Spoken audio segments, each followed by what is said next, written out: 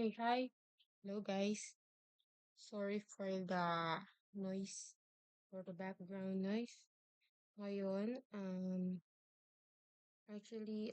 gusto ko lang mag-share sa inyo ng aming uh, personal experience in regards to uh, pag-apply o um, pag-update ng inyong information sa BIR.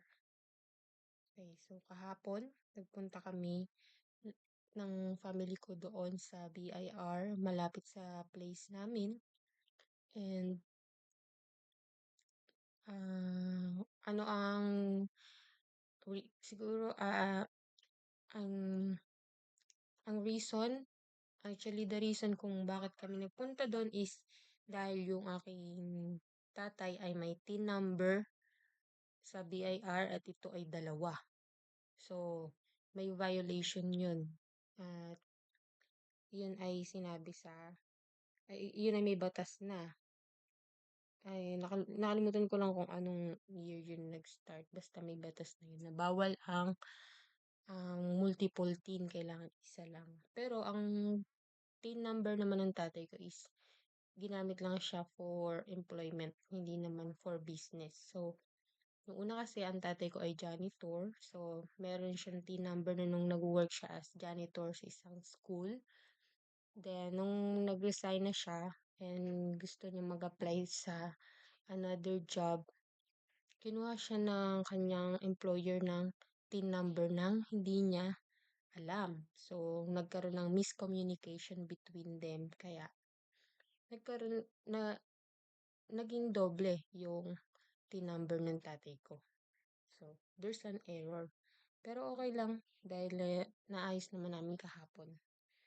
So, gusto ko lang i-share kung paano yung flow o yung paano yung naging process. So, una, kailangan pumunta mismo yung individual na may problem sa kanyang TIN number. Yun sa kanyang record. So, at least, presented mo yung sarili mo at nandun ka, mas mabilis kasi ikaw nga yung mismo pupunta. Kesa yung representative lang yung pupunta. May hihingaan pa kayo ng SPA. So, mas maganda kung yun mismo. So, sinamahan ko yung tatay ko. Pwede naman magsama. Yung tatay ko is 58 years old pa lang. Nung una, ayaw kaming papasukin ng guard. Kasi, hindi pa naman daw yung tatay ko, senior citizen. Kaso nga lang, yung tatay ko is no read, no write. So, kailangan niya ng kasama. Kailangan ng may susulat. Di niya alam kung anong gagawin niya doon. Yun, na kinonsider naman yun ng gwardiya. Mabait naman ng mga gwardiya. So, yun nga, nag-enter kami doon. Gwardiya agad yung mausap nyo. Merong dalawang pang station sila sa ah pipili mo lang kung saang lugar ka. Nakalagay naman doon kung anong town ka, o di doon ka. Doon ka pipila. Kung sa kabila naman, doon ka pipila. Ganun, kung anong lugar ka. Tapos yun din, kapag pasok namin doon, sa, sa ano namin, wait lang, hanapin ko anong tawag doon. Yun, RDO. Code mo. Kung saan yung RDO code mo, nakalagay naman kung anong mga lugar ang kabilang sa isang RDO code. Halimbawa, yung bayan nyo, iba yung RDO code niya sa bayan namin, ganun. Pero, ano naman, nakamention naman, kaya mabilis mo makikita. Kaya, magtanong ka lang din sa gwardiya. So, pagpasok doon, bago kayo makapasok, tatatakan kayo ng guard dito sa kamay. Sa, siguro, para makita nila na ikaw ay inallowed nila na makapasok. Hindi pwedeng pumasok lahat. Kaya maluwag yung loob nila, hindi siksikan. Pero sa labas, meron din namang waiting area para sa mga kasama, sa mga may iwan. Okay, so, una, pagpasok namin, pumunta na kami sa front desk, yung sa parang ah, information. Tapos, dun ka hingi ng BIR form number 1905. Libre lang yon, bibigay nila sa'yo dalawang kopya. So, fill upan mo yon. Yung tatay ko, yung ganito. Kita kaya? Hindi. Basta hanapin, search nyo din. BIR form number 1905. Tapos yun, ilalagay nyo na yung mga information na kailangan. Tapos, i-check or, ay, hindi pala po. Ang marka is cross, X. Nagkamali pa ako nung una kasi check. Hindi ko cross pala, hindi ako nagbabasa. X. I-X mo, i-X mark mo kung ano yung kailangan mo. Yung reason kung bakit nandun, kung gusto mo mag-update o mag-correct ng information mo doon sa iyong team. Ngayon, sa tatay ko kasi ay, ang reason niya is, yun nga, yung sa ang tin number na kailangan makancel, ang nilagay ko na lang sa others, specify, ilalagay ko multiple tin. Yan lang. So, sinabi agad doon sa front desk na yun na kailangan namin magbayad ng 1,000 pesos po. Kasi, yun yung parang pinaka-fine. So, yun, paano kami makakabayad daw nun? Mayroon pala siyang online. So, yung first step pinil pa namin yung BIR form na number 1905. Pagkatapos, punta ako sa labas, may mga computer shop sa labas. Or parang computer station na nag-assist din online para sa mga BIR form. So, sabi sa akin nung babae na nakausap ko din sa may front desk na yun na bayad na lang daw ako magbayad daw ako online. Then, mag-request ako nung form na tinatawag na BIR form number 0605. Yon. Tandaan nyo, BIR form number 0605. Magbayad na kayo ng 1,000 pesos. Ay, hindi pala kayo dun magbabayad sa sa com shop doon pa sa loob.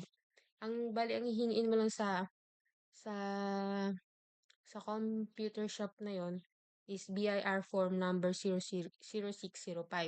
Tapos, dun sa computer shop, sabi sa akin, kailangan lang is yung information ng tatay ko, place of birth, tapos contact information, tapos T number na kung ano na yung T number na gagamitin niya.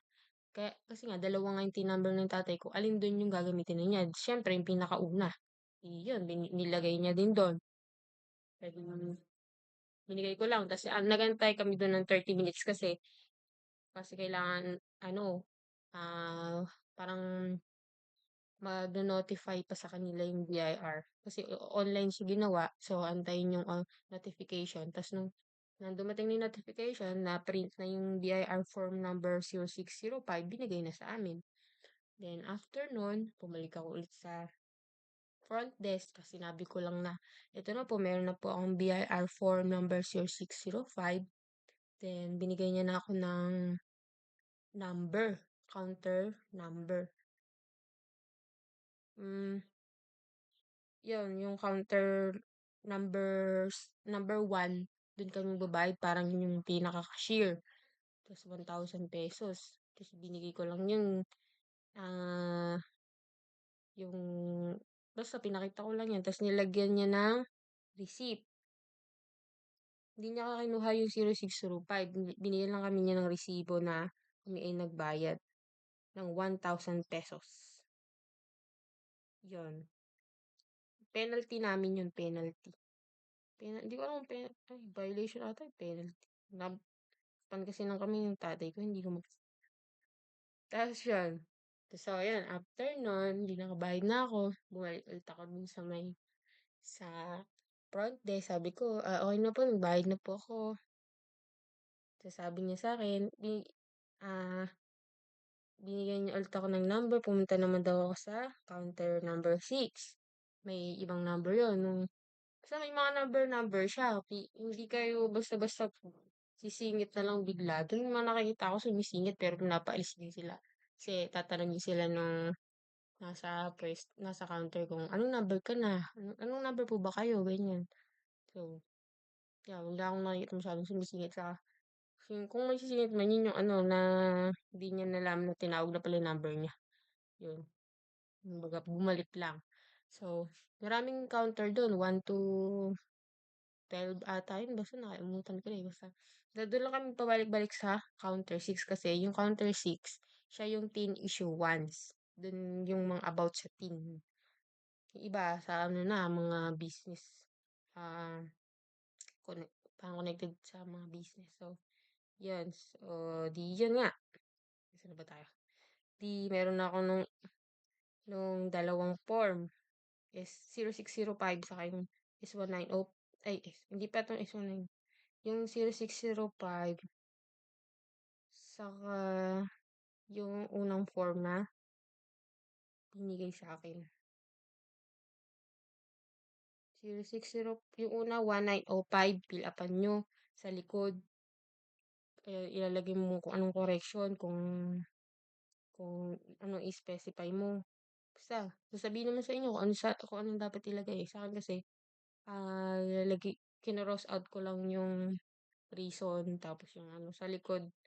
Tapos, nilagay ko din is, ano yun? Retain number. Ilagay ko dun sa other specify. Retain number, tapos yung number kung ano yung gamitin na ng tatay ko. Yun. Siguraduhin nyo laging tama para hindi na magkaroon ng error. Yung mga ilalagay nyo na information. So, yun nga. May number na yung tatay ko sa counter number 6 sa ating issue once na yun. Then, nag-antay kami. Tapos, di pumili yung tatay ko. Tapos, nung tinawag ni number niya, di lumapit siya. Sabi ko sa tatay ko na siya na lang kasi nadidinig ko naman kahit andun lang naman ako sa upuan. Tapos, yung upuan na yung nakaharap dun sa bawat counter na yun. Nadidinig ko naman. Ikaw na lang ako para, ano, isa lang. Yung nakaupo doon, baka masyadong crowded kasi. Tapos yun, okay naman. Sinabi lang naman ng nag-assist kay daddy dun sa counter na yon na mag-request ng S1905 doon sa front desk. At yun naman yung registration update sheet. So, yung S1905, pangatlo na yung form na yun, ha. Registration update sheet siya. So, pumunta ako doon sa front desk, tapos binigyan kami dalawang copy, tapos yun, pinilapan ko. Lahat ng information pa, kailangan ilalagay. Yun. For individual, yun, pipilapan nyo. Kailangan may email or may Gmail kayo bago kayo, ano, magpunta doon kasi. At saka yung Gmail nyo na yun, siguraduhin na yun lang gagamitin nyo. As in, lifetime Gmail nyo na. Kasi doon na yung sila nag-update. Puro Gmail na halos ngayon. Sorry sa mga lang. Tapos yun nga, may S1905 na ako, napilapan ko na. Binigyan kami ng panibagong number, tapos pumunta kami ulit sa counter 6. Hindi agad kami dumiretso sa counter 6, hintayin pang matawag yung number mo. Hintayin tatay ko doon. Ganyan, daming ano, daming pila kasi medyo na late na kami. Gawa na late na kami pumunta doon. Nung tinawag na yung number ng tatay ko, mabilis halos din yung process kasi parang half day lang siguro.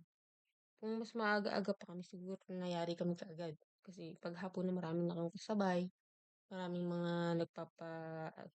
nag-aasikaso ng kanilang mga business na kailangan magkaroon ng mga team, ganyan. Yun ang napapansin ko doon eh. Di, pinasa na ng tatay ko yung kanyang registration update sheet. So, pagka mag-aano kayo doon, pupunta kayo doon sa may, ano, siguraduhin nyo na meron kayong valid ID at yung valid ID nyo, i-photocopy nyo na, tapos naka-attach lagi. Kahit saan naman, basta lagi kayong may ready photocopied ng inyong mga valid ID. So, yung tatay ko, meron isa na valid ID. Isa lang. So, kailangan ng isang support na document. Buti na nagdala ko ng kanyang birth certificate. Tapos pinotocopy ko din yun. Bali, dalawa na yun. Di, okay na. Naging smooth ang flow. Di, nung inabot na ng tatay ko yung S1905, kasama ng ibang mga documents, tinanggap na niya. Tapos sabi nung nasa counter 6 na yon na magno-notify sa email yung kanyang yung pagkakaroon ng update o correction na dun sa kanyang record sa BIR na isa na lang dapat yung TIN number niya. So, yun. Yun lang yung lahat. Kung may ask pa kayo, kung may mga question pa kayo, pwede kayong magtanong sa akin.